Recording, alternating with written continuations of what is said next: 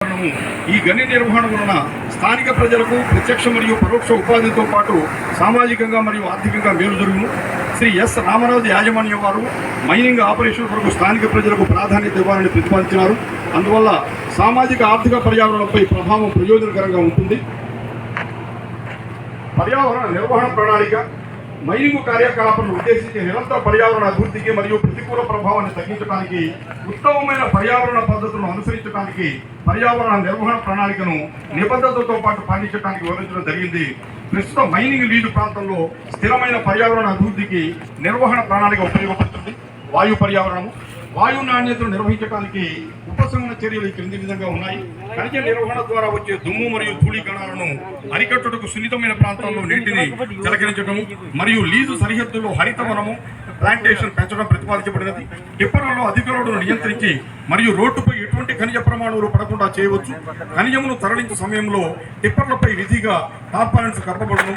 ప్రతిపాదిత ఖనిజ ప్రాంతం చుట్టూ సరిహద్దు చుట్టూ హరితవనం అభివృద్ధి చేయబడుతుంది. గాలి నాణ్యత యొక్క కాలానుగుణ పరిశీలన మరియు కాలుష్యం నియంత్రించడానికి చర్యలు చేపట్టబడుతుంది. శబ్ద పర్యావరణము ఖనిజ త్రవ్వకానికి ఉపయోగించే భారీ వాహనాలను ఉపయోగించడం వల్ల శబ్దం ఉత్పత్తి అవుతుంది. అయితే చుట్టుపక్కల ప్రాంతాలపై శబ్దం యొక్క ప్రభావం తక్కువగా ఉంటుంది. రవాణా వాహనములు పరిమిత వేగంతో ప్రయాణించడం వలన దుమ్ము ధూళి మరియు శబ్దం విడుదల తగ్గును. గని సరిహద్దును మరియు రోడ్డుకి ఇరువైపులా హరితవనం పెంచడం వలన శబ్ద తీవ్రతను తగ్గించవచ్చును. శబ్ద కాలుష్యం నివారించడానికి ఉపశమన చర్యలు తగిన యంత్రాలు మరియు పరికరాల ఎంపిక, ఆచరణాత్మకమైన చోట శబ్దం ఇన్సులేషన్ ప్యాడింగు, మిషన్లకు సైలెన్సర్లు అండ్ రెగ్యులర్ మెయింటెనెన్స్ వలన శబ్ద తీవ్రత తగ్గించవచ్చు.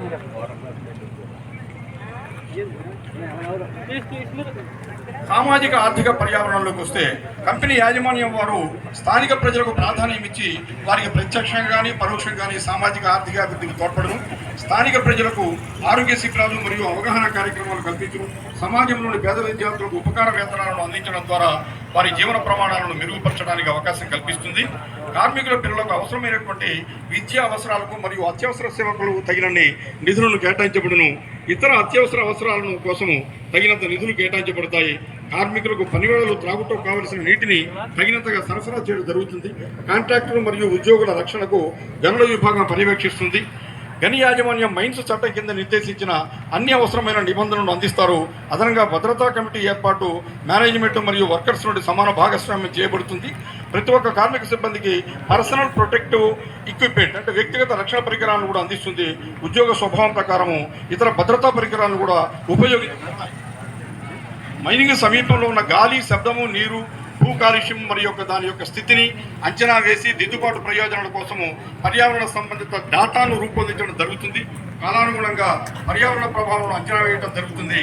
ఈ కంపెనీ యాజమాన్యము గని నిర్వహణకు స్థిరమైన పర్యావరణము మరియు భద్రతా ప్రమాణాలు పాటిస్తుంది.